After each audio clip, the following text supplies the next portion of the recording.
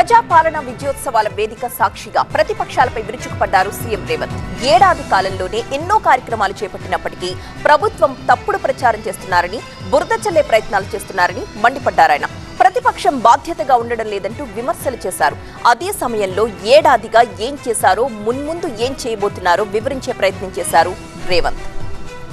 ఈ నిర్ణయం సహేతుకంగా లేదు, దీన్ని సవరించడం ద్వారా పేదలకు మేలు జరుగుతుంది అని మీరు నిర్దిష్టమైన సూచన మీరు చేయండి చంద్రశేఖరరావు గారు. మాకేమి భేషజాలు లేవు, వయసులో అనుభవంలో మీరు పెద్దోళ్ళు అనుకుంటున్నారు.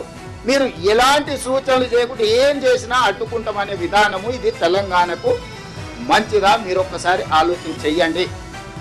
మారీచుడు సుబాహుడు అనే రాక్షసులు ఆ తపస్సును భగ్నం చేయాలని, అదేవిధంగా వాళ్ళు తయారు చేసిన అమృతాన్ని రాహు కేతు కాజేసేయాలని, అమృతం తాగితే ఎప్పటికీ బతుకుండొచ్చని, అట్లా పురాణాలలో రాక్షసులు ఉండేటోళ్ళు మారీచులు, సుబాహులు, రాహువు, కేతువు ఇట్లాంటి వాళ్ళని తయారు చేసి మా ప్రభుత్వానికి ఉసిగొల్పడము మీ పెద్దరికానికి మంచిదా చంద్రశేఖరరావు గారు? ఏ లక్ష్యం కోసం శ్రీకాంతాచారి, కానిస్టేబుల్ కిష్టయ్య, యాదయ్య, ఈశాన్ రెడ్డి, వేణుగోపాల్ రెడ్డి ప్రాణ త్యాగాలు చేసినరో ఆ లక్ష్య సాధనలో మొదటి సంవత్సరంలో 55,000 ఉద్యోగ నియామక పత్రాలు ఇచ్చి ఆ దిశగా మా ప్రభుత్వం అడుగులు వేస్తుంది.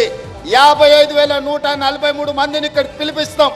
మోడీ గారు, చంద్రశేఖరరావు గారు ఇక్కడ నిలబడండి, ఒక్కొక్కరి తల పెట్టుకోండి. ఒక్క తల తగ్గినా ఇక్కడనే మీకు క్షమాపణ చెప్పడానికి ముఖ్యమంత్రిగా నేను సిద్ధంగా ఉన్నా. ఈ 3,000 బస్సులు దాదాపుగా 90% డీజిల్ మీద నడుస్తున్నాయి. ఈ 3,000 బస్సులు డీజిల్తో ఇట్లనే నడుస్తే కాలుష్యాన్ని నియంత్రించలేము.